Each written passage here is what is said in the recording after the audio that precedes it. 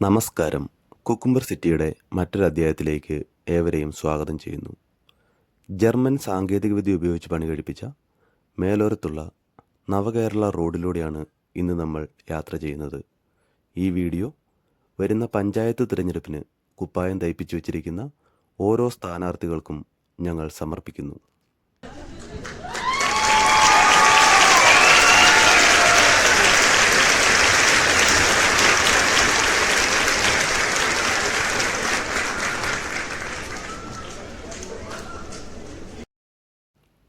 ഈ റോഡിൻ്റെ നിർമ്മാണ രീതി വളരെ വ്യത്യസ്തമാണ്.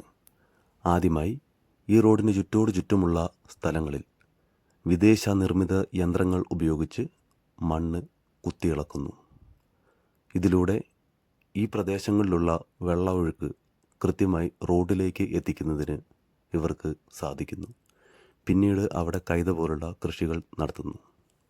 അങ്ങനെ വരുന്ന മഴക്കാലത്ത് കൃത്യമായി ഇവിടെയുള്ള മണ്ണും ചെളിയും എല്ലാം കല്ലുകളോടുകൂടി റോഡിൻ്റെ വശങ്ങളിലുള്ള ഓടകളിലേക്ക് പതിക്കുകയും ഓട പൂർണ്ണമായി അടയുകയും ചെയ്യുന്നു.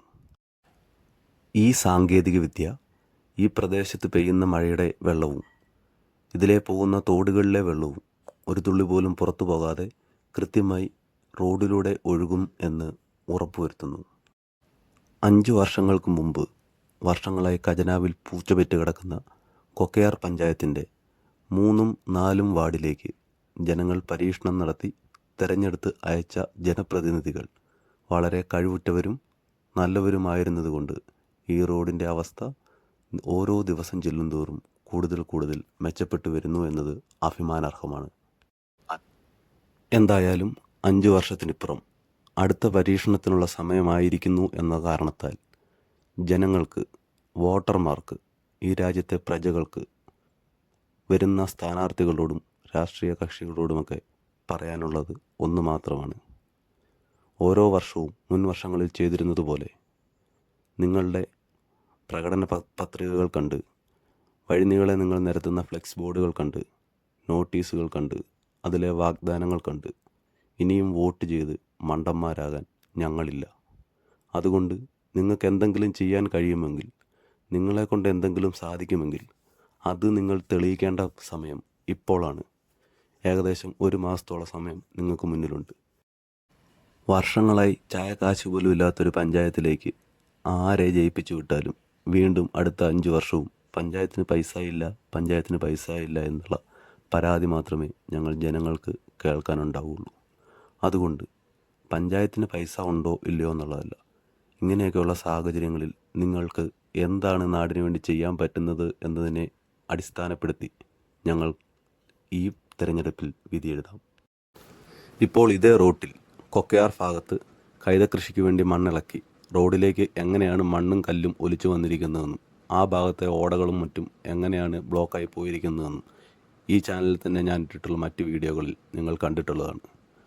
അതേ അവസ്ഥയായിരുന്നു ഈ പ്രദേശങ്ങളിൽ കഴിഞ്ഞ വർഷം ഉണ്ടായിരുന്നത്. കഴിഞ്ഞ വർഷം ഈ ഭാഗത്ത് കൈതകൃഷിക്ക് വേണ്ടി ഇവർ ഇതുപോലെ തന്നെ മണ്ണിളക്കി അങ്ങനെയാണ് ഈ റോഡിൻ്റെ ഓടയും മറ്റുമെല്ലാം അടഞ്ഞു പോയിട്ടുള്ളതും റോഡിലൂടെ വെള്ളമൊഴുകി റോഡ് ഇത്രമാത്രം നശിച്ചിട്ടുള്ളതും.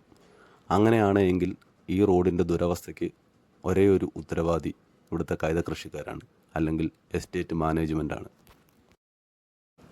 അപ്പോൾ പിന്നെ കഴിവുള്ള നേതാക്കന്മാരുണ്ട് എങ്കിൽ, കഴിവുള്ള രാഷ്ട്രീയക്കാരുണ്ട് എങ്കിൽ, പഞ്ചായത്തിൻ്റെ ഖജനാവിൽ പൈസ ഇല്ല എങ്കിൽ പോലും ഈ റോഡിൻ്റെ ഇന്നത്തെ അവസ്ഥയ്ക്ക്, ഇന്നത്തെ പ്രശ്നങ്ങൾക്ക് പരിഹാരം കാണാൻ നിങ്ങൾക്ക് സാധിക്കും. എസ്റ്റേറ്റ് മാനേജ്മെൻറ്റാണ് ഈ റോഡ് ഇങ്ങനെ നശിപ്പിച്ചിട്ടുള്ളതെങ്കിൽ അവരുടെ അടുത്ത് നിങ്ങൾ വേണം ആവശ്യപ്പെടാൻ ഈ റോഡ് നന്നാക്കി തരാൻ.